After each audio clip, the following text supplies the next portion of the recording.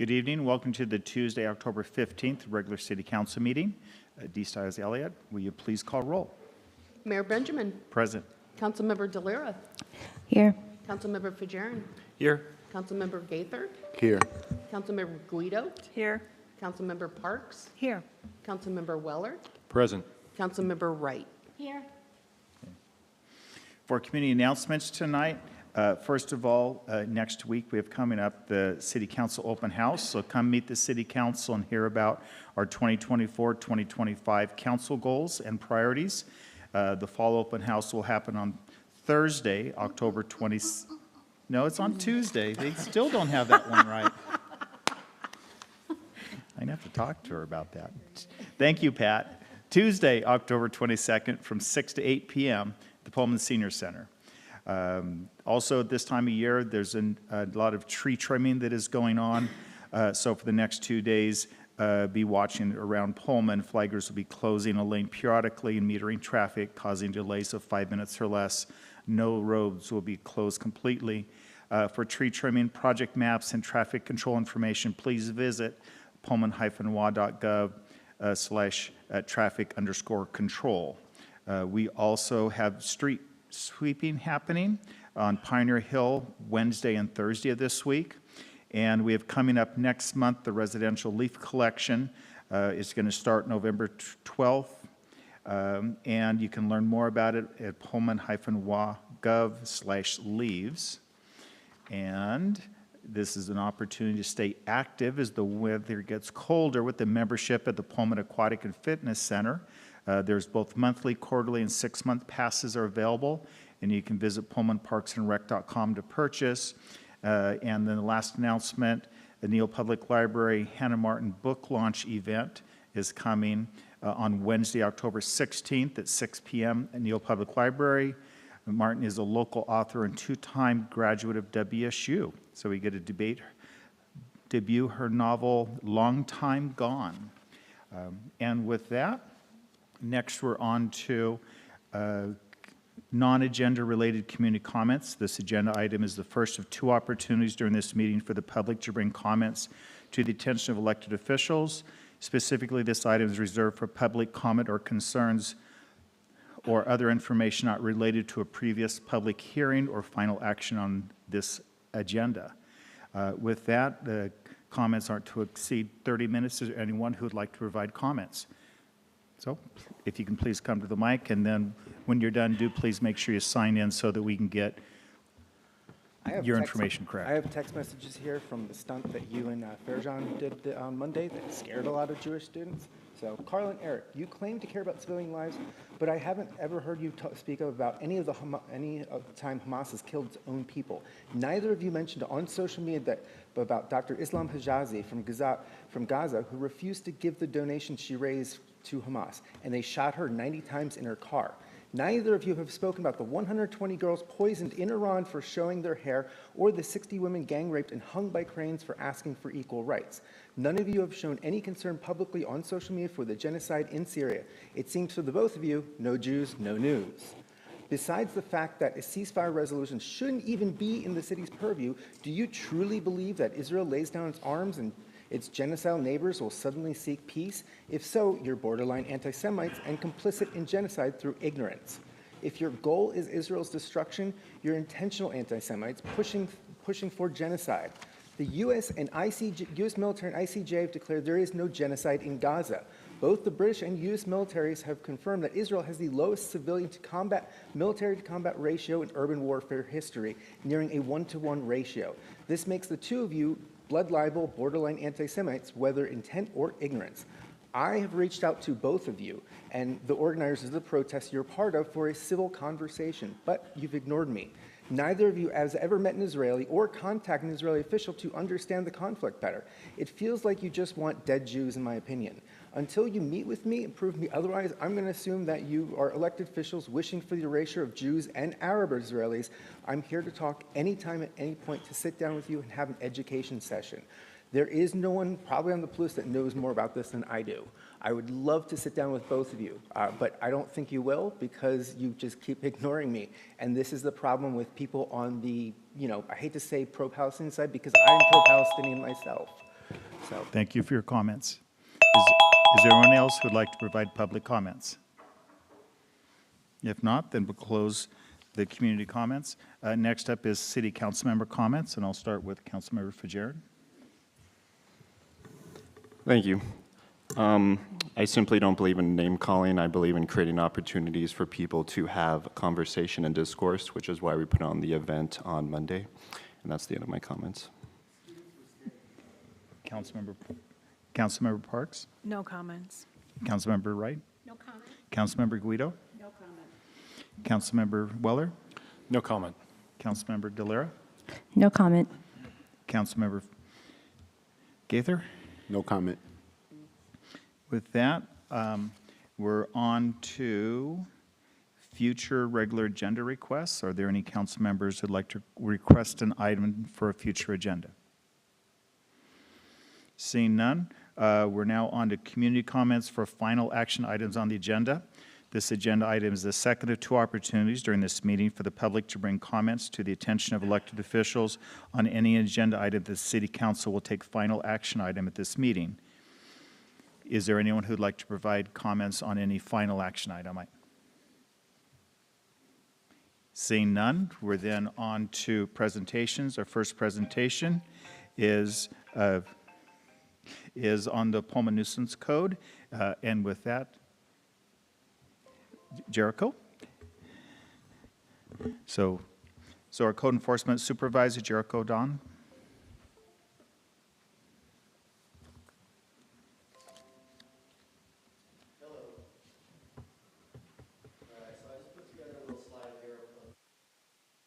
Over, I guess, some of the things that, we do in the nuisance ordinance. One of those is specifically indoor furniture outdoors, but basically I put up the purpose of the nuisance ordinance is kind of highlighted right there. It's right in city code. It's to basically protect the public health, safety, and welfare, and prohibit those conditions that create fire or other safety or health hazards, and to prevent those conditions that contribute to the degradation of the character of the neighborhoods and depreciation of property values. I feel like that's a pretty good description of what we do, essentially, with the nuisance ordinance. So specifically in regard to indoor furniture outdoors, this is number 19 of Pullman City Code 5.01.050. Basically, just as it says, stored or discarded furniture or other household goods or items, including indoor furniture left outdoors in a residential zone or other zone within the city where such items are inconsistent with permitted uses authorized within the zone. Essentially, when the definition of indoor furniture is anything that is originally designed. What is its original purpose? Is it designed to be indoor furniture, or is it designed to be outdoor furniture? A lot of times you get the argument that couch is like 30 years old, it's crusty, it's nasty, so we sit on it outside. And I understand all of that, but basically the definition is that what was its intended purpose? It was indoor furniture, so it can't be stored outdoors. We don't really stop people from sitting on couches outside. I mean, if they're actively using even an indoor couch outside, we usually just pass on that because it's not being stored as per how I interpret this, and it's not being left outdoors. It's being utilized. As long as they remove it, we don't give them too much grief. So, and this just basically outlines who's responsible. We can actually issue the infractions to any person, a responsible person, or an owner on the property, and basically all of them. I mean, it can go from the property owner to the property manager to the residents. It's kind of like you can hit a lot of people with a lot of tickets. We don't typically do that. I've actually never done that. That seems pretty harsh to hit like so many people with a ticket like that. I don't think that's the intent of the city code. I think the intent of the city code is just to, like it said in the purpose, maintain a certain quality of life for people in Pullman, not create these attractive nuisances with furniture and things like that. So, but there's just a definition of who the responsible person is. It's the agent, lessor, or lessee, or other person occupying or having charge or control of the premise, and then the definition of the owner. So it's basically, it's a Class 2 civil infraction for the first offense, and then it's a Class 3 civil infraction for any second and subsequent offenses. The city's fine is $250, but the state, as you can see there, adds a PSEA, which is a public service and education assessment. And what they do is they take 70% of the base of what the city has as their fee, they add that onto it, and then they take 50% of that 70%, and then they add that onto it, which is where you come up with the $513. The state requires that that's added. When it goes to court, they won't accept an infraction from us without those PSEAs on it. So that's why it's like, when you look up there and you see 513, it's quite an infraction. And then if you get a second one, now you're up to like $718 because of these PSEAs. If that makes sense. Okay. And then essentially with the couch fires, this is just since school started, September 7th, 8th, 14th. There was 4 of them on the 14th, 1 on the 15th, and the 23rd. What happens is the couches are outside. I don't know if they become an easy target just to drag out somewhere and light them on fire. This is patrol responding to a call where these guys are burning a futon in the alleyway behind their apartment. I don't know how long this video goes, but it'll just play in the background. I've got several of them that'll play just to kind of illustrate where these couches typically will get drug and burned, and it's almost never like on premise. It's like out in the street or on the corner or something along those lines. So in reference to indoor furniture outdoors, this is one of the reasons I believe I was told that it was kind of put into city code was kind of specifically for this kinds of things.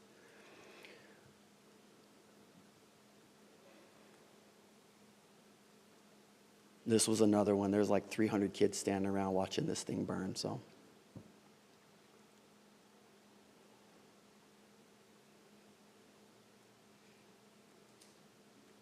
Does anybody have any questions for me? So with that, Councilmember Weller, I'll let you go ahead and start since you'd asked for this item. Thank you, Mr. Mayor. And Jericho, thank you so much. And I think we've talked, but I also want to make sure that everybody out there knows that I was actually just talking to a class today at WSU. Don't blame the police. The council is the one who, Right. passes these ordinances, and we made those decisions. So it kind of steams me when I hear, well, the police are targeting this. No, they're enacting, they're enforcing what we, as a body, have decided. And Jericho, I know, and I have already heard this from so many people, I lost count, how amazing you are at what you do, and you're very level-headed, you don't target anybody. I think on our side, and part of the reason I brought this up is because we have heard from some citizens. I can't speak for the rest of the body. I've heard from some citizens about the feelings of punitive nature of this ordinance. And again, I made sure to let them know this is something that we passed. Mm-hmm. I think the challenge, especially as I've sat in this role as long as I have, is looking at the downstream effects of some of the decisions that we make as a body, unintended consequences. And I brought up last time that in the past I had placed indoor furniture on the outside. I don't do that anymore. Just want to make sure. But it was to illustrate that even those of us who are in this position, we've been in those positions where it's like, oh, yeah, this is, not right. Right. Especially with the law as it is. And originally, So this happened, 2007 was when the original ordinance for outside furniture, is that correct, or was that amended? I have no idea. Okay.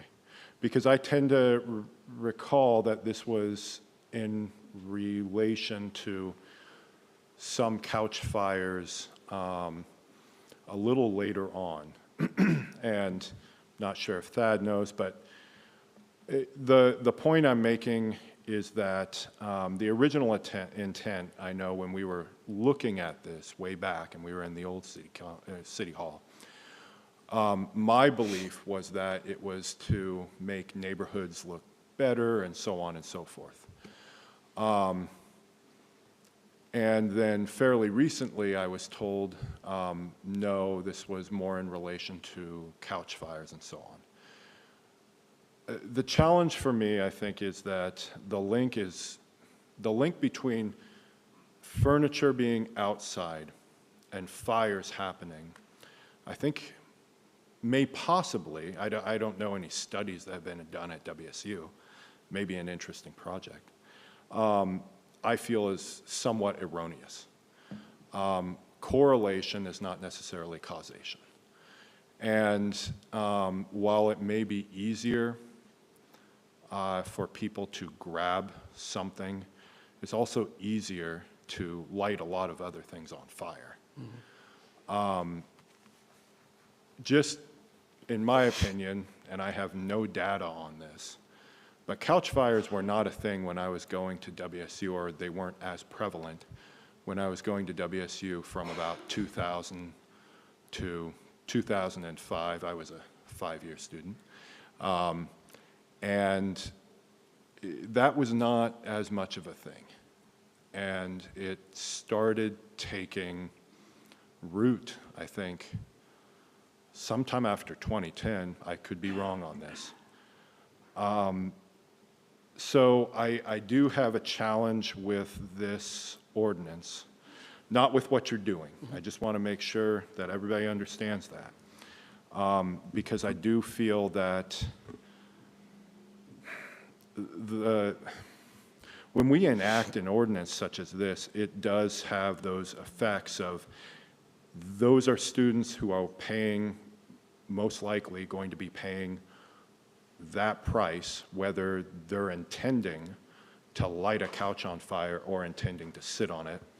And from what I understand, you do a good job of trying to determine if it's being used as sitting and so on. And so as we move forward, I think it's important for us to look at this, and this is only one voice, and also be a little bit more careful as we look into ordinances that we pass and the possible downstream effects of those. So that's my piece right now. Thank you. Councilmember Guido. Hi there. Hello. Thanks, Jericho, for, I guess I'm a little confused about the burning of the couch as it relates to this ordinance. Are they two separate things? I mean, So I think kind of to speak to what, Councilman Weller said about, the correlation, causation, all that. I'm thinking that if they want to drag a couch from inside of their house to burn it, they're going to find a way. So I don't necessarily think that one equates to the other, but I didn't write city code. I just know that in the nuisance ordinance, it specifically points out no indoor furniture stored outdoors.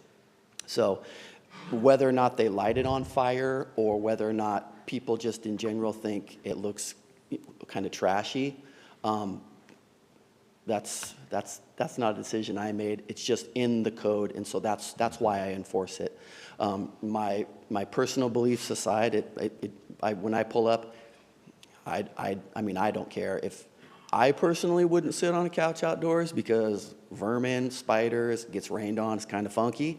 But I mean, if that doesn't bother you, I don't care if you sit on a couch outside. And if I'm being fully honest, if I drive by a house and there's a couch outdoors and it's sitting under a porch or it's on their front porch, it's technically outdoors, I'm not going to really stop and drop the hammer on somebody.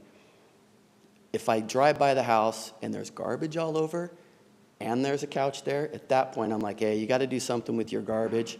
And while I'm here, the couch. So the couch, it's not a primary stop point for me unless it's like, unless I drive by and I'm like, that, there's like cushions missing, what is it doing out here? At that point, my thought is it's garbage, Okay. which falls back into, you know, don't store trash and garbage outside your house. Okay. So speaking of a citizen's concern, I think this also came up because several of us heard from a property owner who felt targeted and wondered how something could have been discovered when it was behind a fence. Yep. So that's kind of what that was the impetus for this. Yes. So just trying to understand how those things are monitored. For sure. So when you repeatedly go back to the same property for the same issues, I could see how people would feel targeted, but also not really. If you're continuing to have the same issue, if there's constantly garbage in your yard, and I'm constantly saying, hey, you can't have garbage in your yard, to me, I don't feel like that's targeted or retaliatory. I'm doing specifically what I am getting paid to do, which is enforce the nuisance ordinance. I know who you're speaking of, and I've spoke to him. He had asked me the question. He said, how did you see it? I put a fence up, and I said, well, that block is always a problem, and so it's on my radar. So I've worked so hard to get the garbage and all of that cleaned up from the alleyway that now it's like if you slide back a little bit, now it's like one step forward, two steps back. So you're always kind of, you have to maintain it at this point. Not to the point of nitpicking, but if you don't continually go up there, what my concern is okay, so it took me a couple years to get that alleyway and that specific block kind of cleaned up. And if you don't stay on top of it, it just kind of slides right back into that. So he's not being targeted. Essentially, that whole block is being monitored by me because I put so much effort into trying to clean up specific areas of the hill that are consistently problem areas. So, I mean, I've been back there several times, but it's not targeted, but it is targeted. Does that make sense? If there's continually a problem, I'm going to continually be back there, and we're going to continually have the same conversation. In reference to being able to see it, when you drive, he's since put up a gate.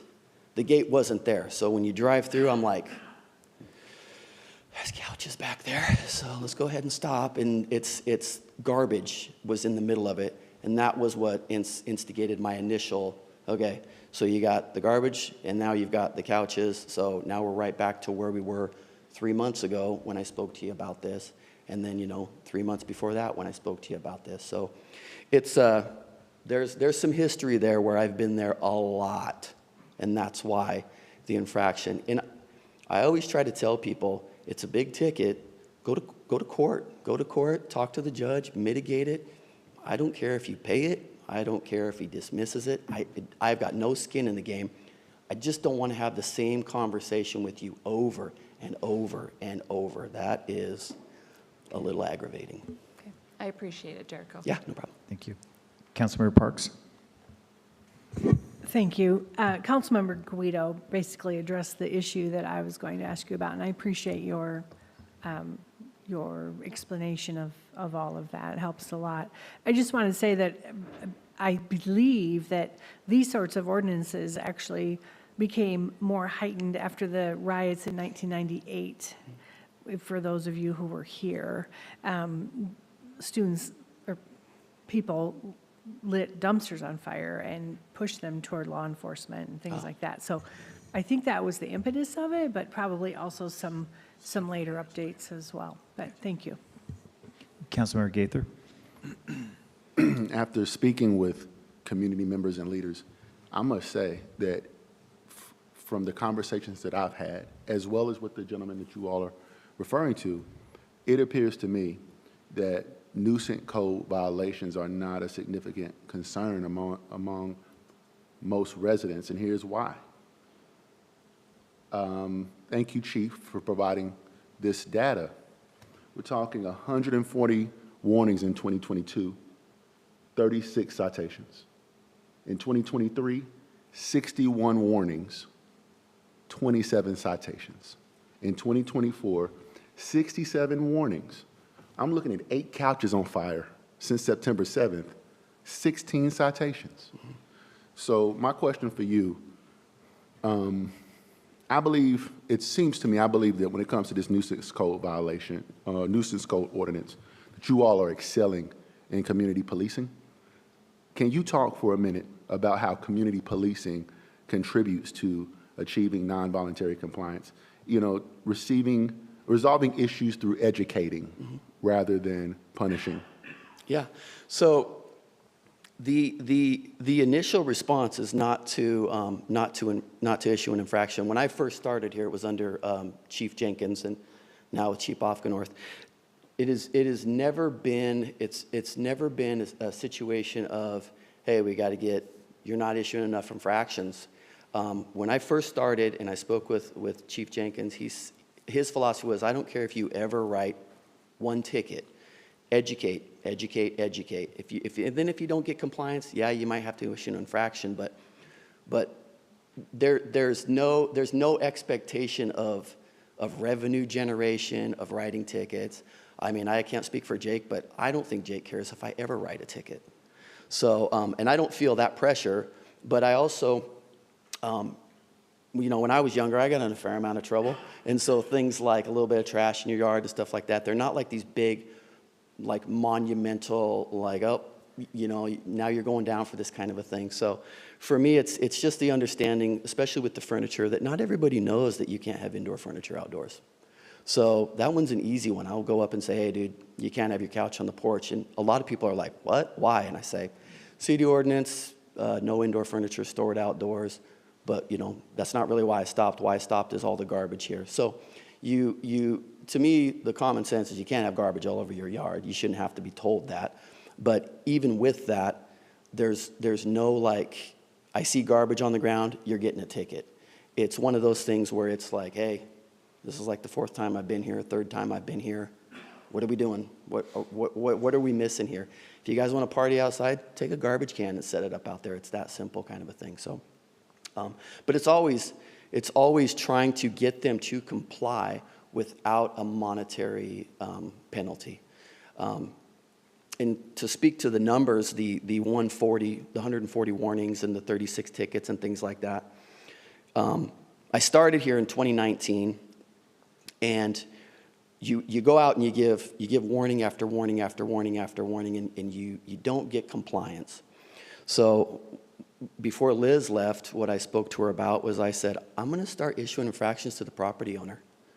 And she said, okay. And my reasoning for that is each semester there's a whole new population of people that come in, and they live in a house, and they live there for a month, 2 months, the whole semester.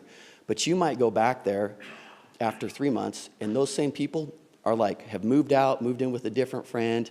So it's like herding cats a little bit.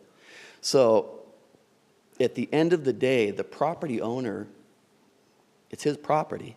So what I found is, and I think the numbers show it, that by issuing to the property owner, I started that at the end of 2022, and then you can see that the warnings and the infractions go down. And then in 2023, you can see from 2023 to 2024 that they dropped even more. So a lot of people that do own properties around here, what I'm finding is they don't necessarily live in the city, so they might not even know what's going on at their property or what's happening. And what I think is happening is once I issue these infractions to the property owners, then they contact their property manager and they're like, what's going on over there, because I just got a ticket, kind of a thing. But since I've started issuing the infractions to the property owners, what I do is I'll send out a letter that just says, hey, on such and such a day at such and such time, I made contact at your property for a violation of Pullman City Code 1.50.05 or or 5.01.050, number 2, number 19, whatever it is. And then I let them know that as per city code, they can be issued the infraction. So when they do get the infraction, they shouldn't be surprised. They should know that, hey, there's something going on my property. And what I'm hoping is what it looks like is happening is they're taking a more hands-on approach to managing their properties and maybe holding their property managers accountable, which in turn are holding maybe the residents accountable. So. Councilmember DeLira. Yeah, thank you so much for your presentation. And I think my question, was answered when Councilmember Guido was talking, but just to kind of ask it again. Okay. So if the indoor furniture is outside but not visible from the road, so like if there's pedestrians, they aren't able to see the indoor furniture outside, would that still be a violation of the ordinance? So it would, but I wouldn't go look over their fence to try to see it.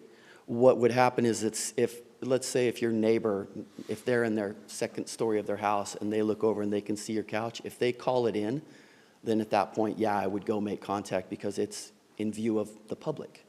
Whether you can see it from the roadway, the alleyway, the sidewalk or whatever, in view of public just means anybody if they can see it from their house and they want to call it in, then I go make contact and I say, hey, your neighbor called, you got couches in your backyard, I didn't see them, they did, can we move them, can we do something with them?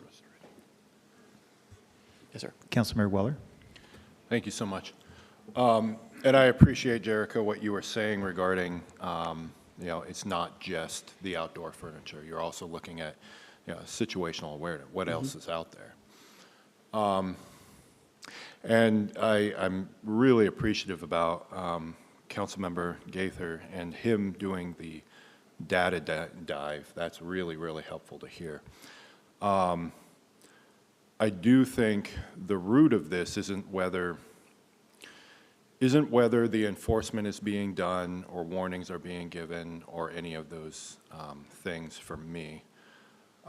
For me, is the root of it is not you doing your job. You obviously are, and you're giving chances. And I commend you for looking at the property owners as well, because that's something that, that hits the wallet, and that's important. I feel the root of this for me is whether the ordinance that we decided on way back was something that should have been passed in the first place. And that, for me, is really the heart of the matter. And something along the lines of it being in a piece of outdoor furniture being in the view of public, whether it's on, I have a deck or a patio or something along these lines. And somebody being able to call it in and say, I can see it. It's a challenge for me, this ordinance in general. And, this doesn't just cover couches from what I understand. It covers everything from, I gave an example previously where beforehand I would drag my, a chair out and TV and sit underneath summer night and watch a movie, or play games, Xbox, something along those lines. That would be in violation if it was within the view. Technically, correct? Well, the way that I interpret it is no, because you're using it and it's not being stored out there. So if I drove by and you were just kicking it on your deck or whatever in a recliner watching TV, I wouldn't say anything, not a thing, because like I said, the way I interpret it, it's not being stored out there. You're using it out there. Totally fine. Now, if the recliner were to remain out there, let's say overnight, is that storing? Yes. But again, I wouldn't bust your chops for that either. No, I know. But what I'm trying to get at is that even, if my butt isn't in the chair, Right. that's a storage. Right. If the, kitchen table, whatnot, let's say I can't afford, outdoor table, drag it out, have dinners, breakfasts, whatever, out there, that's storage. That's kind of what I'm trying to get at. So, Okay. I appreciate it. Okay, Councilmember Gaither, did you have, okay. If not, looks like that's it. So thank you very much. Yeah. Jericho, I appreciate your input. Anything else from staff?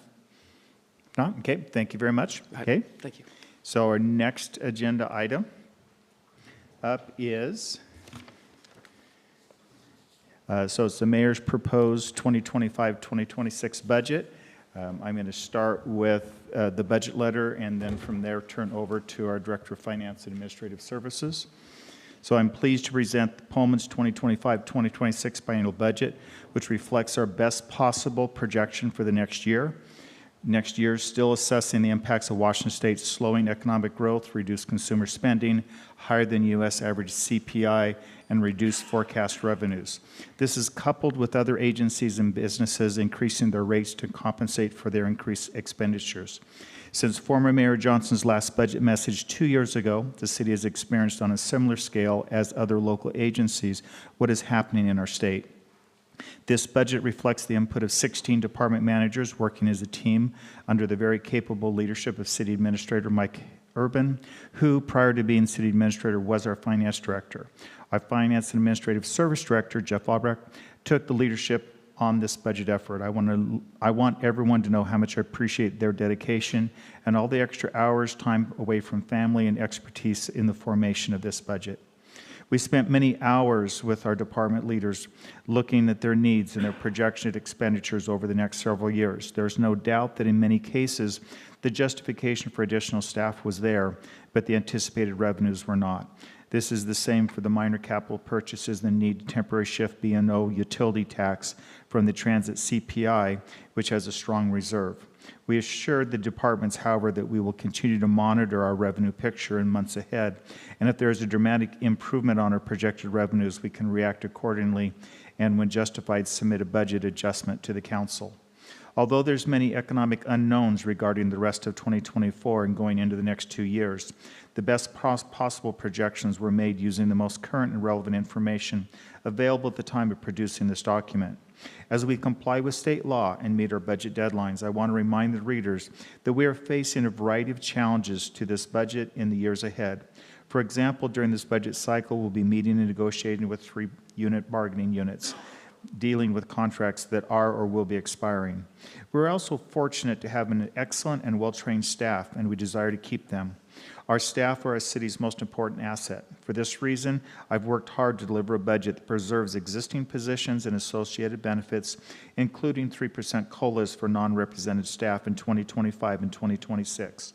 This is the recommendation of the results of the 2023 salary survey. The city has experienced some dramatic cost increases from some of our partner agencies over the last several years, and that too is reflected in the budget. The county auditor has continued to hike the price of elections. For example, in 2018, we were billed $30,985 for elections, and that price went to $190,896 in 2023. In 2025, we have 3 city council members up for election, and we tried to project that expense, not knowing what the county will bill. Court costs have increased 15.7% from 2022 to 2025, despite a cordial rental agreement we provided the county. Our WIPCOM expenses continue to escalate as the 911 center attempts to keep and find emergency operators. And then there's insurance. Our liability insurance is projected at $1,629,894 for 2025. That's up from $453,350 in 2018. As a result, these expenses are increasing much more quickly than our share of the state legislature's established property tax income, which is limited to a 1% increase per year. Submitting a balanced budget requires cuts in many areas, which may affect services. For 2025, we're establishing the general fund revenue at $28,724,748, and the operational expenditures is projected to be at $30,875,800. $817. For 2026, we're estimating revenue to be at $29,020,749, and expenditures are projected at $31,492,741.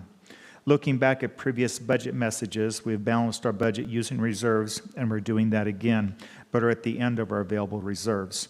Our track record so far has been excellent, even though when experiencing a pandemic, and in those years, we proposed a budget reserve that was roughly at 13% range. Our last biennial budget was built using approximately 2 months' reserves, or 13%.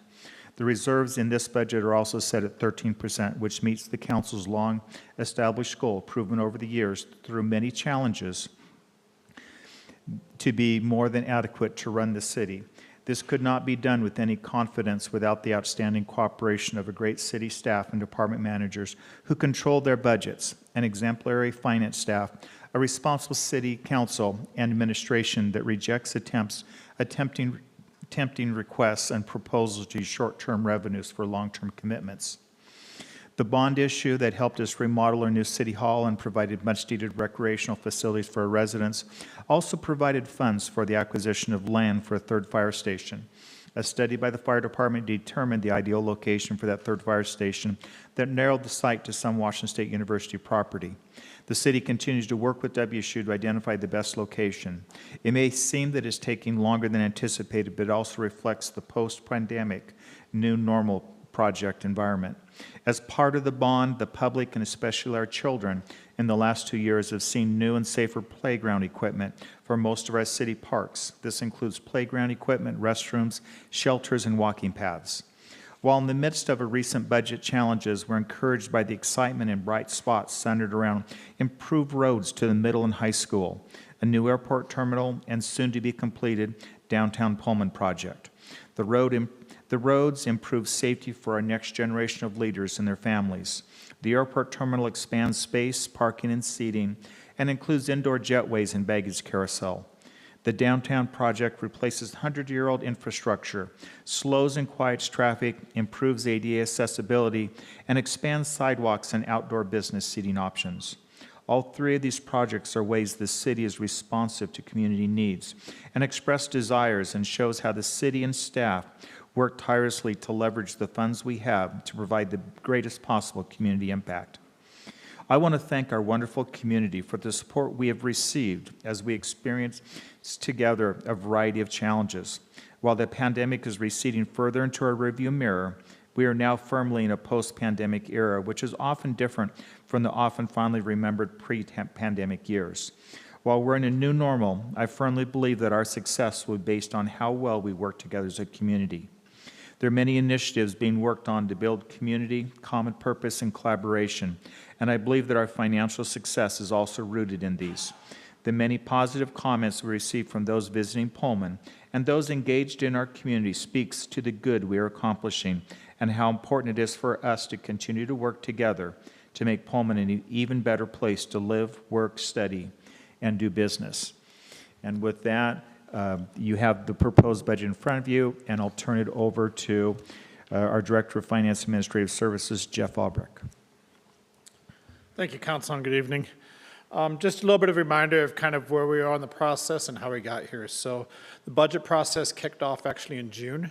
It started with the council approving the budget calendar, and really to date, it's been a lot of the work's been on the staff side to develop the budget, evaluate those things, and compile it. So tonight's kind of the night where it shifts from staff to council's involvement. So just a little bit of a reminder of how we'll be working with council over the next few months as we look to target November as an approval budget date. So in 2 weeks, we will have budget workshop, at which point we'll have about half of the city departments come present, share their thoughts, answer questions, and then the second night of that will be on Monday, November 4th. That is a special meeting.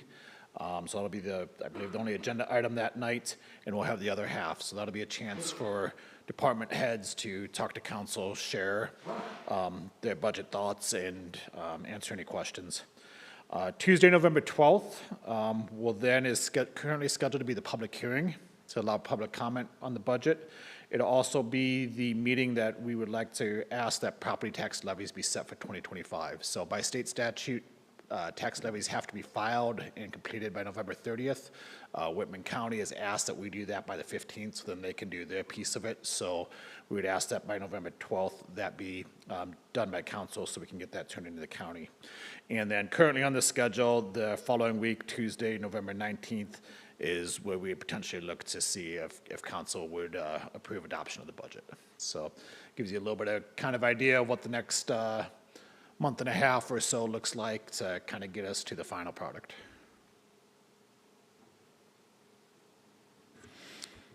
So with that, any questions? I know we're going to be going through this budget, so this would be more of a high level of the process. Any questions you have related to process or things like that?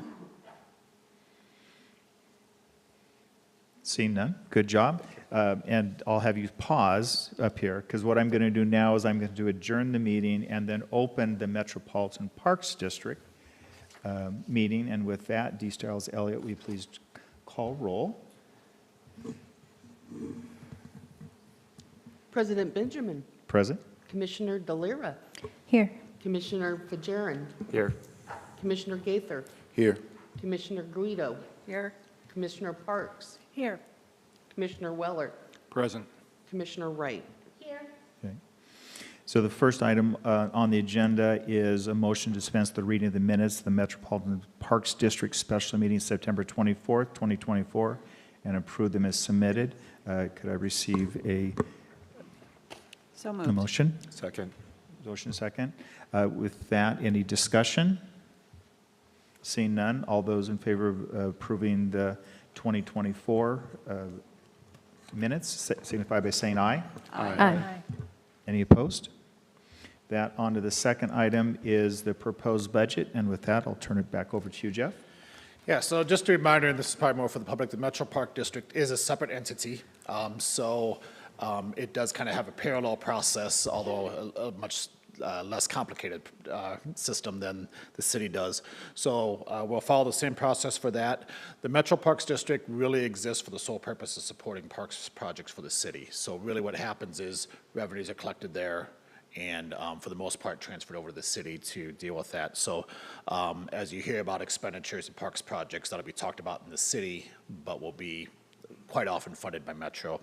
The key date again on that is the property tax levy of November 12th to get that approved by the Metro Park Board and then submitted to the county. And with that, any discussions related to process for the Metropolitan Parks budget?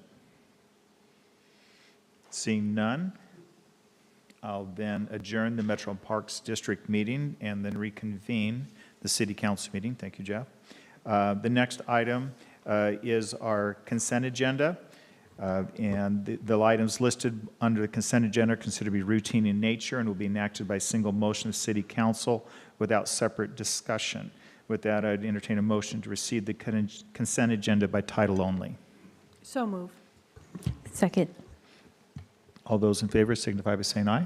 Aye. Aye. With that, if you could read our consent agenda, please. Thank you, Mayor. The first item is a motion to dispense with the reading of the regular meeting minutes of October 8, 2024, and approve them as submitted. Item 2 is a motion authorizing Mayor to enter into an annual contract with Clarion Events Fire Engineering Training for use of online training platform for the fire department. Item 3 is a motion to authorize the mayor and financial and administrative services director to procure a new street sweeper to replace sweeper number 17-070. Number 4, and a motion to approve disbursements for accounts payable checks number 2011-2788 through 2011-2835, totaling $943,027.49.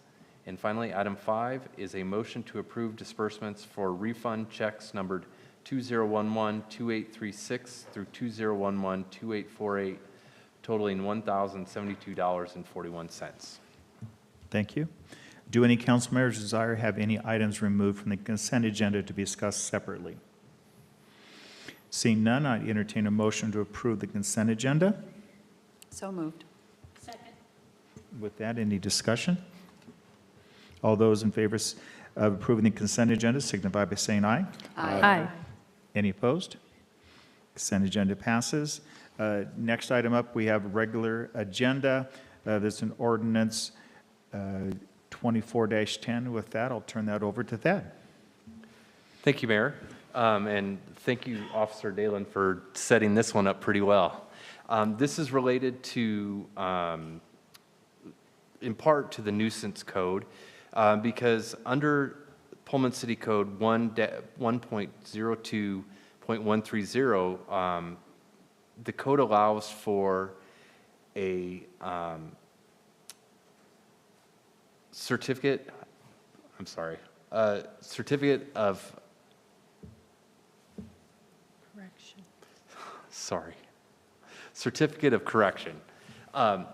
And at this point, it's unlimited. So in the instance of a repeat offender or one of these residences where the officer goes out multiple times, gives warnings, eventually issues a citation.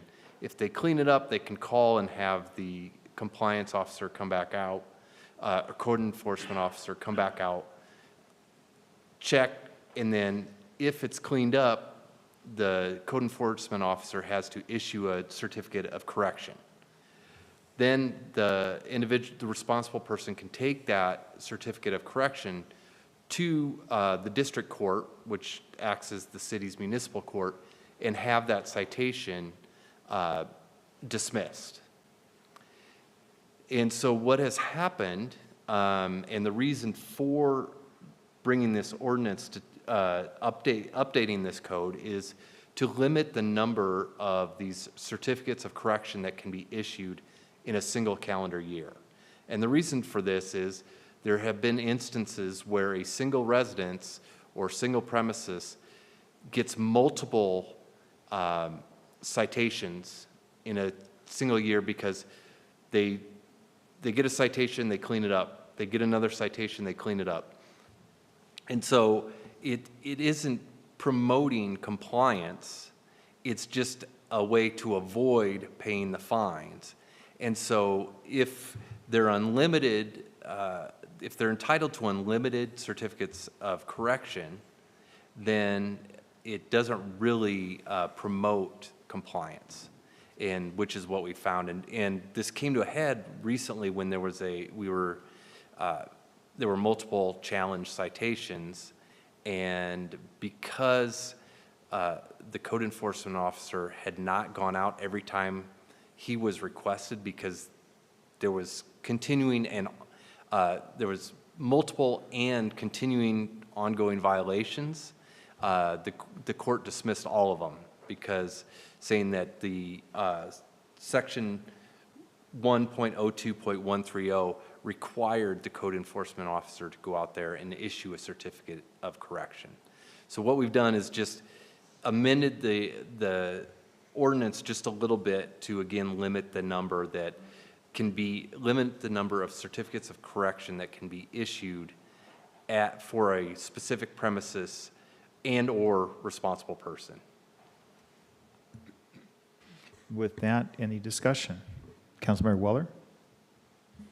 Question. Thad, appreciate that. Can you clarify certificate of correction? Does that mean, for instance, one of our officers goes out and says, you have a warning? Is that a certificate of correction? No? No, sorry. Thank you for the question. What it is it's after an infraction or citation has been issued. The homeowner, property owner, or responsible person can clean it up. For instance, let's just say it's accumulated garbage, and Officer Dalen goes out, issues this after multiple warnings, as he discussed, goes out and issues a citation for a code infraction. The responsible person who that's issued to can clean it up and say, hey, will you come back out and reinspect? I've cleaned everything up. And then the code enforcement officer will go back out, and if it's all cleaned up, they issue the certificate of correction, which then the responsible person will take to the district court and submit it, and then the citation is, or the infraction is dismissed. Okay. So essentially, we're penalizing somebody for cleaning up the mess. No, No. that's not true. Once. Because they get one time, and the problem is the mess has reoccurred multiple times. So they get one time, they get to clean it up, and per year, and get a certificate of correction. So they can clean it up once, and if they make another mistake, it's no-go. They violate the More Pullman than City once. Code, and an infraction is issued, and they've already received a certificate of correction in that calendar year, they have to pay the fine. Just a comment, because those were two questions. I don't like this. I mean, is this under Washington code, or we're just saying this is what we feel? This is Pullman City Code. I don't like this. Councilmember Delira? Yeah, so I think my question was answered, but what I was going to ask is we're going from unlimited certificates of correction to just one. Is the way it's written in the ordinance we're about to vote on. Yes. Gotcha. And is it possible to increase from one to another amount? The council can do whatever it wants. Councilmember Fajarin? Or did you, I'm sorry, Council. Go ahead, you go first. Thank you. I'm just going to throw my thoughts in here. I do support this resolution, given the fact that it can be taken advantage of, as we've seen with the unlimited certificate of corrections that can be issued. I did see that this ordinance is set to be effective 5 days from now. Given that this is such a big change, I personally would support being effective at the start of the new year, just so it gives the community enough time to understand that this is new policy moving forward. I'd like to propose that to my other council members as well. So we have a motion, so. I don't. Just a discussion, yep. Thank you, and thank you, Officer Dalen, for your information. That's really helpful, actually, hearing from your experience in the neighborhoods. My question is, going from unlimited to 1 year, to one time a year seems harsh, and the thought that comes to mind is, as Officer Dalen mentioned, we often have turnover in residences, in occupancies, typically at semester break. So I'm just wondering if we could amend, and this is just a discussion, I'm not suggesting this, but if the language could be amended to either 2 per year or 1 in a 6-month period. And that sort of allows for this group of people being held to the one time, but then if the property changes over somewhere later, it could even be in the summertime, then that sort of focuses on a different issue. So that's the one thing I thought, that's sort of I don't know if that adds a lot more work or, but anyway. And I might bring up the chief on this one. I think this is similar to the parking with resetting parking tickets where it's very difficult to reset multiple times in a year with our current. Well, it'd be January to June and July to December. Well, I'm thinking, no, right? our current system to be able to look up when they, so. Okay. If you can speak to whether that's something within our system we can easily do or not, because I know we had challenges related to resetting parking. Right, so whatever council decides, we can make work. So it's something that we can track with our records management system.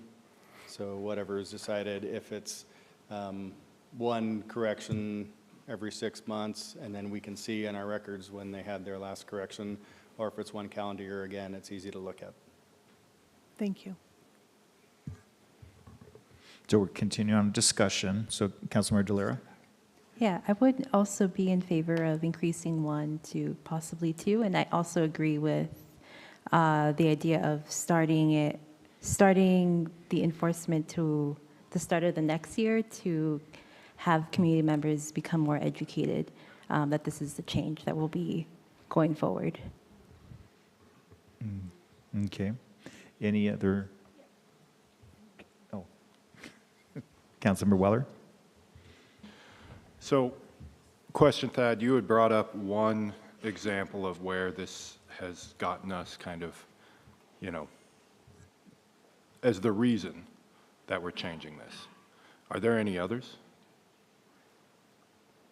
Not that I'm aware of, but I can tell you that, and maybe the department knows better, but the one that I'm talking about, there was 7 or 8 pending ones, and they weren't 7 or 8 for the same thing. They were 7 or 8 different situations, and we, Officer Dalen and I, and then also Liz, had to attend probably 3 hearings on that, and so there was multiple hours of our time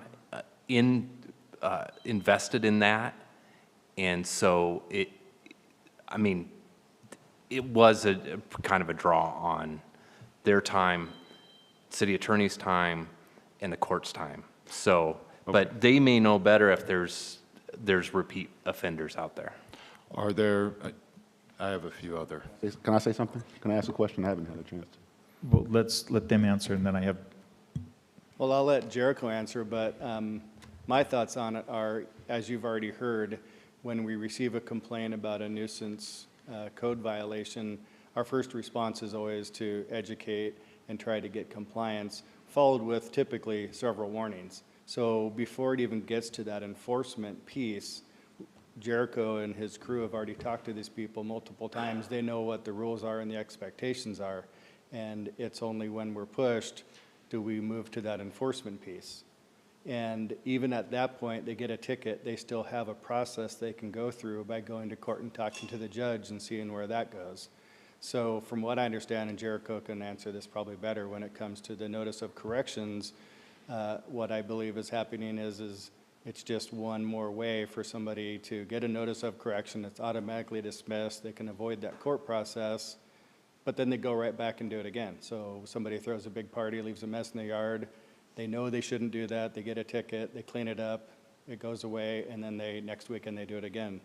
But Jericho might be able to answer better on that. No, Jake did a pretty good job. Essentially what happens is like I said with before about, there's warning and warning and warning and warning.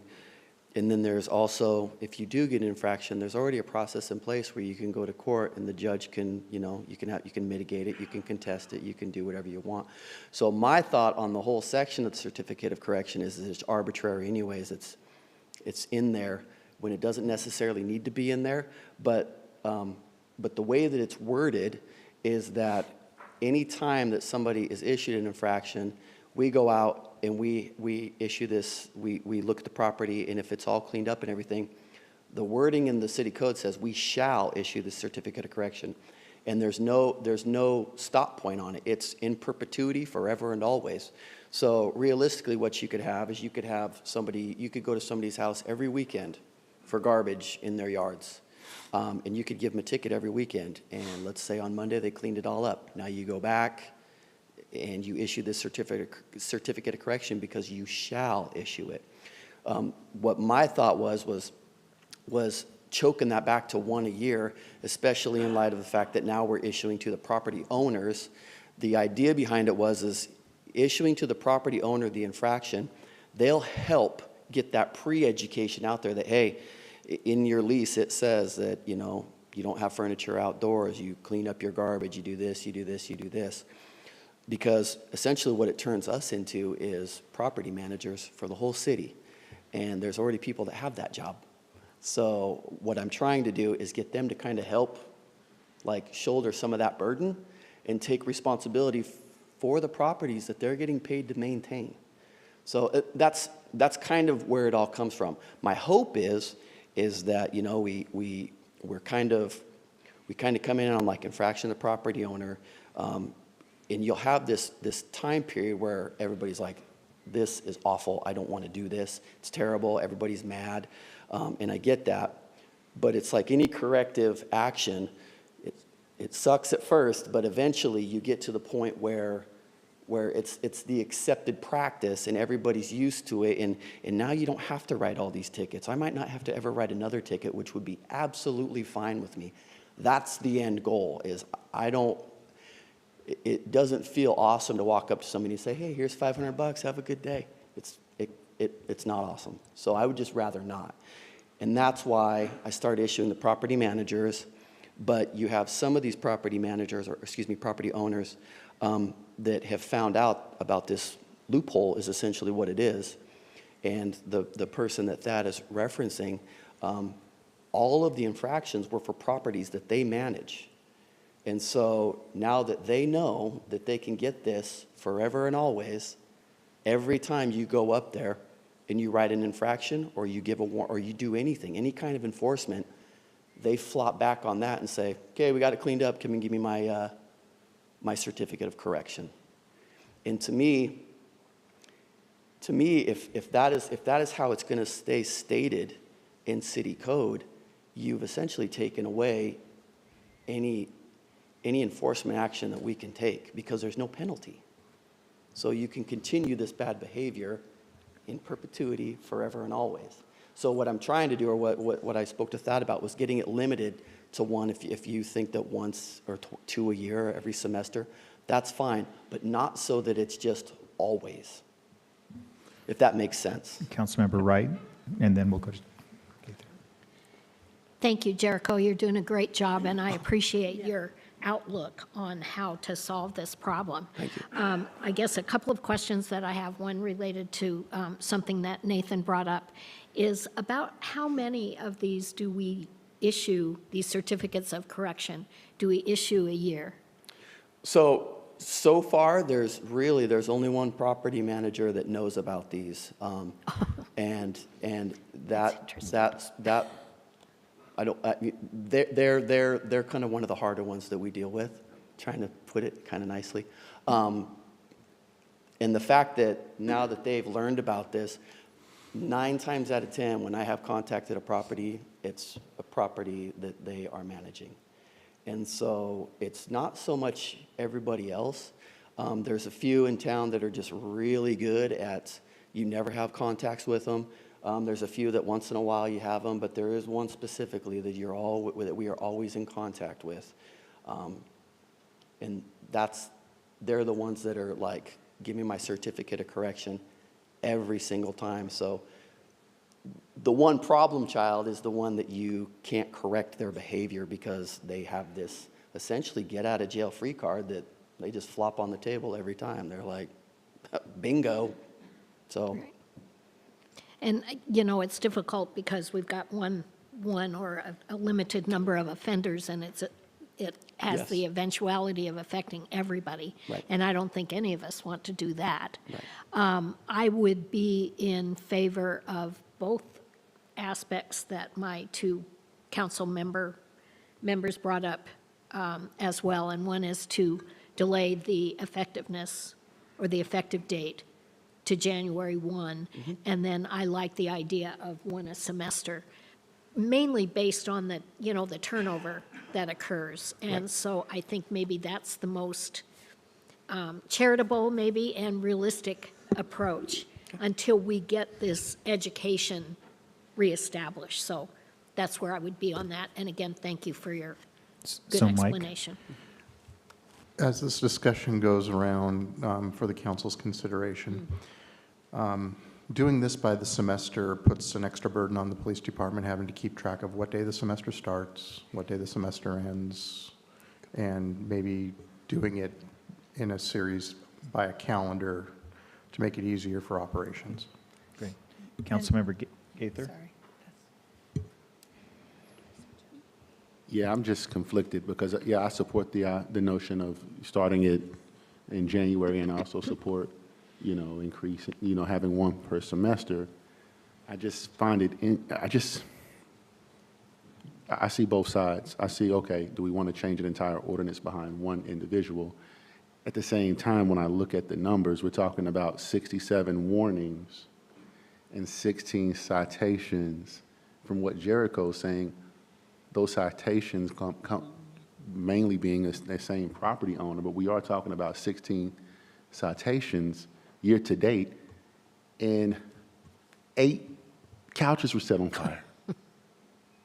We're talking about 8 couches set on fire. That seemed like pretty good community policing to me. It sounded like a whole lot of warnings are being given. It sounds like a lot of leeway is being given, and I've spoken with community members and community leaders. I haven't heard anyone say that a nuisance code violation is a significant concern, not amongst students, no one. And so allowing for multiple certificates for repeat violations, I can see how that also discourages proactive compliance and undermines the law enforcement's objective of educating first, giving a warning first, giving a citation if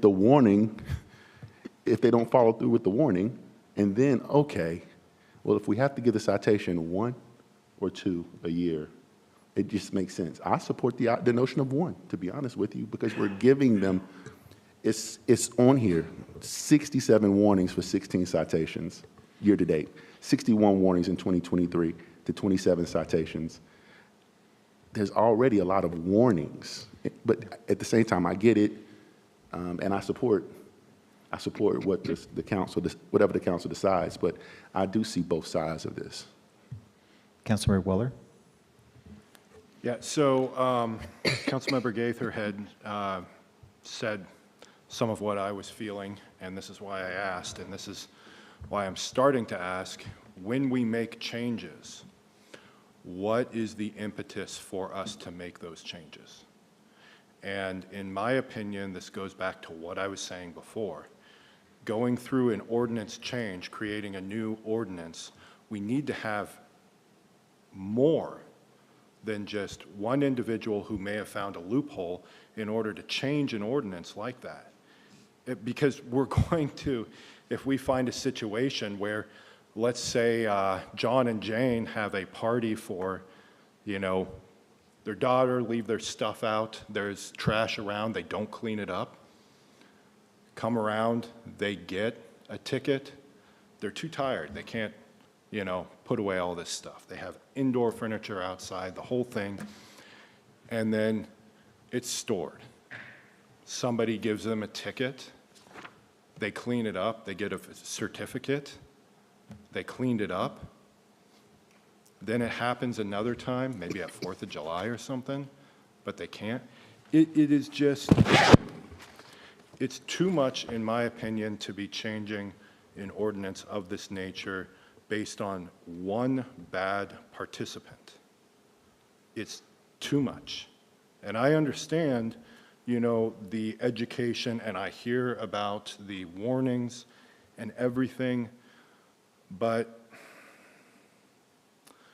it's not enough for us to make these changes. And I support the police, I support what you're doing. I just don't see it. If the wording is something where shall should be changed to may, then I could see supporting something along, and okay, go ahead, Thad, yeah. My concern with may versus shall is then it's up to the individual to determine whether or not. And I trust our unless we officers give, to make I that. know, I trust them too, but unless we give objective, like you have to do X, Y, and Z, and there's objective things to look at, that may is just giving it to discretion of whoever's in that position. Yeah. And that can create a lot of issues because whenever you give someone in law enforcement, discretion, it can create problems. And I'm not saying that law enforcement is doing something wrong, but from the public, they will view that discretion as, they can view it in many different ways. And so, I appreciate that view, and I appreciate that perspective and what you're saying. I just feel that one per year is not enough, not only with student population, but this isn't only going to affect student population. This affects the entire city. And so, you know, this is a lot. And increasing may be better, definitely an extensive amount of education is important, but it doesn't sit right with me. Councilmember Parks. Thank you. First of all, I wanted to clarify, my suggestion was in fact January to June, July to December. So it's not really tied to semesters, but it does include the movement within them. That was my thought. Secondly, like our lawn watering program, when we made a pretty drastic change a few years ago, we did have a pretty aggressive and robust public education campaign. So I feel like the city, with our communications person, can get that out. I do understand and I do agree that sort of punishing everyone for the actions of one is not extremely desirable. However, first of all, now that we've had this conversation, more people are going to know. But also, our city has grown a lot. We have a lot more properties now for code enforcement to patrol and to look over. So I'm okay with at least taking it down from unlimited. And I think 2 per year per property is reasonable. And at that point, the property manager may need to change their lease language to say, if you get more than this, then now it's on you. I mean, there are things that the property owner can do as well and have the property manager enforce it that way. Are you entertaining a motion? Are you making a So motion? I'm going to or call the question unless there are any other. Are you? One more. I have one more question. There's no second yet to call question on. I was going to. No, that just means let's wrap it up and Well, make a motion. so I need a motion. But Tremaine has, More I'd like thing to hear Tremaine and then. Well, you can make a motion at any time. And once I the know. motion is made, discussion, there's still time for discussion. That's true. So, Councilmember Gaither, It's the only thing on our agenda. discussion doesn't We're end okay. with making the motion. That's true. Yeah, 2 questions. To Councilmember Weller's point, you know, that is something that I think about when I think about this, you know, changing an ordinance when it's kind of out in the open that we're changing the ordinance for one bad actor. Like, I don't know if I wonder if that's the wrong precedent as well, setting the wrong precedent that we would change an ordinance behind.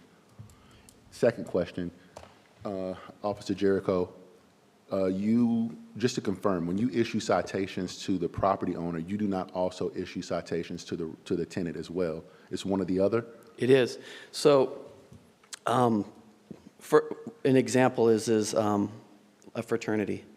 I won't give an address or anything, but there's a fraternity up there that we were consistently having problems with. Overflowed garbage, blown out in the alleyway, it's blown over into next people's yard, things like that. And you write them one infraction, and you've got 30 or 40 people living there, a $500 ticket. They're like, hey, everybody, ante up your $15. We got a ticket to pay. So what the city code allows is the city code allows me to write for every individual that lives in the house. So they're not going to give you all their names. So then what you do is you go through and you look at license plates and you run names, and then you come back later with like 25 tickets. So now you've got these 25 tickets, you're up to like $15,000. Now you've got their attention, and now they come in and they want to have the conversation, whereas before they're not going to return your call. So and then when they come down and they finally speak with you, I literally always tell them, go over to court, talk to them, and mitigate it. The intent is not for you to pay all these tickets. That's insanity. And I doubt the judge is going to require you to do that. So what I've done is, instead of doing that, instead of trying to figure out everybody that lives there, the stop point is the property owner. So it's one ticket, goes to him, and that's it. You might have 5 or 6 people in the house, and we can realistically write to all them, but I only do the property owner. And the thing to understand with this, I want to speak to this question about, is this because of one issue? What this is our attorney is bringing to us saying there is a problem with how things are written. And they've identified that it's being taken advantage of because of how it's written. And in order to correct this so it can't be taken advantage of, this is the recommendation. So this is what's is the recommendations coming forward, because it's not because of one specific actor that's causing it. It's because we've identified that there's this problem with how the code is written, and so that's why it's here. With that, Councilmember Parks. I just have one more comment. I agree. I understand what the council is saying, but I also think that if this is important enough that staff have brought it forward as an issue and it's gone through our legal attorney, I do believe that we should hear that, even though it does. I just think that's important. It wouldn't come up otherwise if they're bringing it to us. I feel like we should hear that. So I'm going to make a motion that we adopt ordinance 2410 with one amendment, which would be that instead of 1 per calendar year, it be changed to 2 per calendar year to a single person or to a single premises cited. And that period would be January to June and July to December. Second. Is this something, so Is that I'm okay? looking to Thad, No, I wondered, do we have to amend it first? or whether this has to come back to us. It's a friendly amendment, isn't it? Whether it has to go back through another legal review.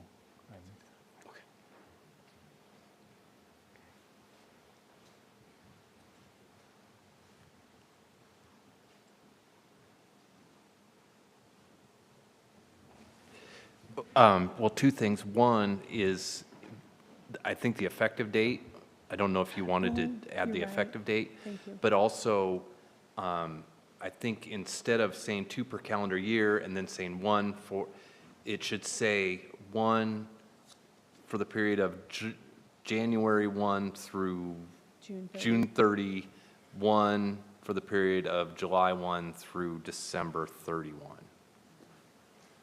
Okay. And to be effective January 1, 2025. Okay. That's what I understood. Okay, can I have a do-over?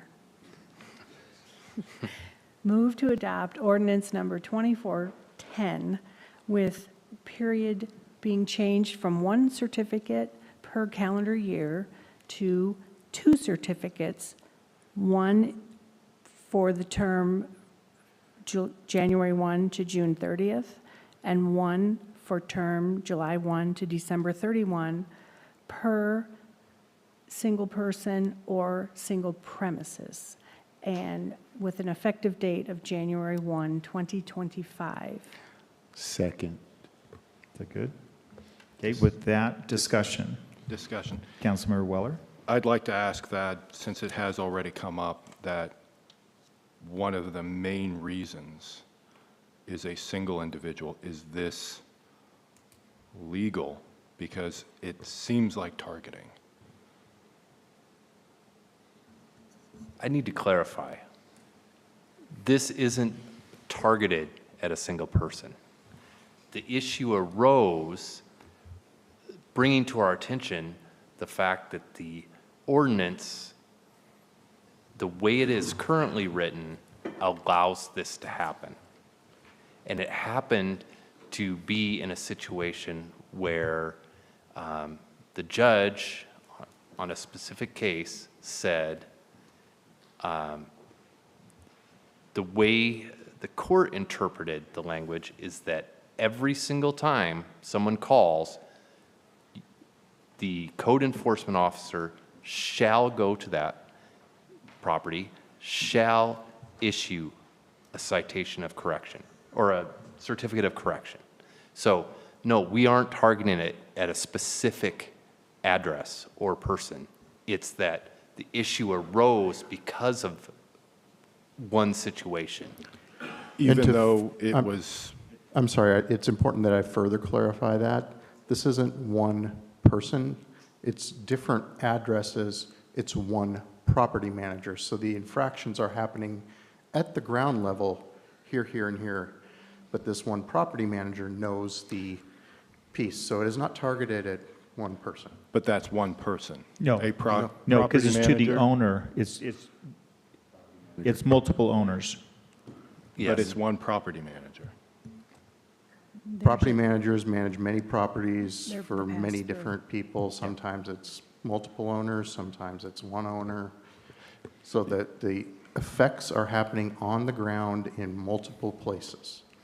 Okay, but the information we received was that it was one manager that was learned about it, taking advantage of the loophole. Is that correct? Yeah, this manager is the one that has pointed out that there's a issue with our ordinance, which we're asking you to fix tonight. Okay, so what I'm saying is it's one person.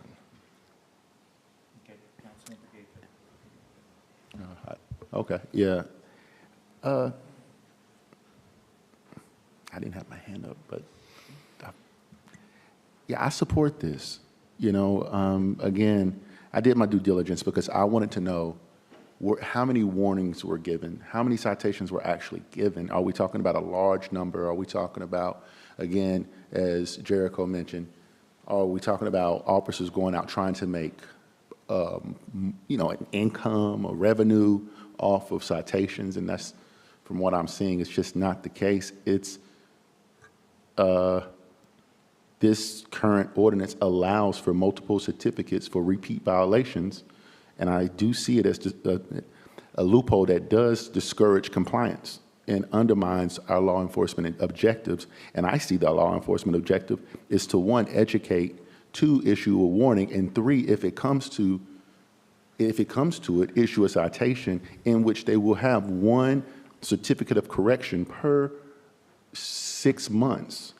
And that sounds reasonable to me. I think us pushing it to January 1 gives us some time to educate the community on this ordinance change, but it does seem to me to be a clear loophole.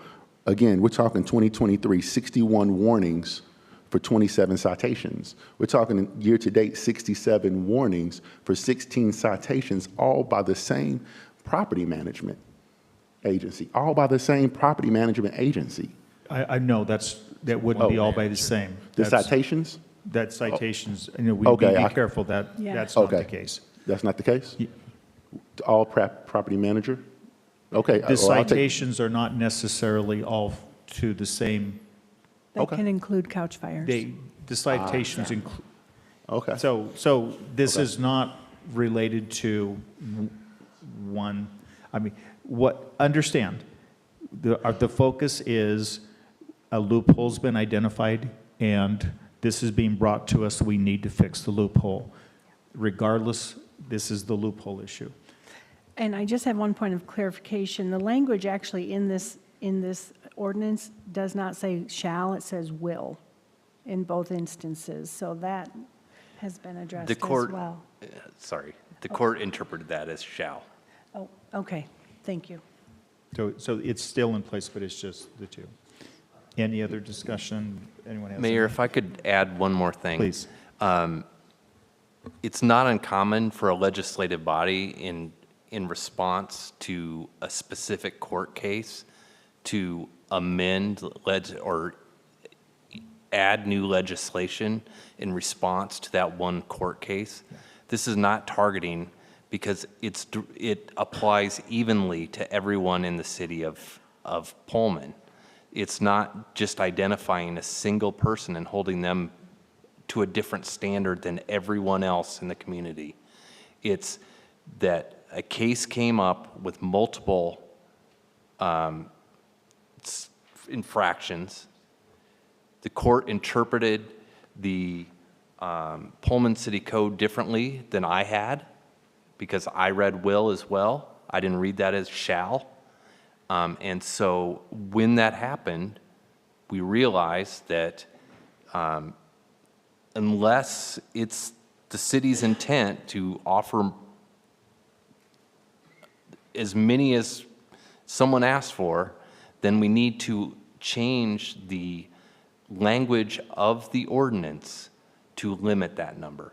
If that's the intent, if the intent is to limit it, then we need to change the language. If the intent is to offer as many certificates of correction as someone asked for, then there's no need to change it. Councilmember Guido? Thank you for the clarification, and I'm in favor of the motion as it was presented. I think this is a language issue. I think it's a loophole that was identified, and I think we need to encourage compliance. With that, all those in favor of passing the motion as amended, signify by saying aye. Aye. Any opposed? Nay. With that, it passes. With that, we have no new business or other business to come before us. Before we adjourn, just the tentative dates. Remember that next Tuesday is our open house town hall at the Senior Center. It starts at 6, so 6 to 8. I encourage the public to attend. Our next regular council meeting will be Tuesday, October 29th. That is with our legislators.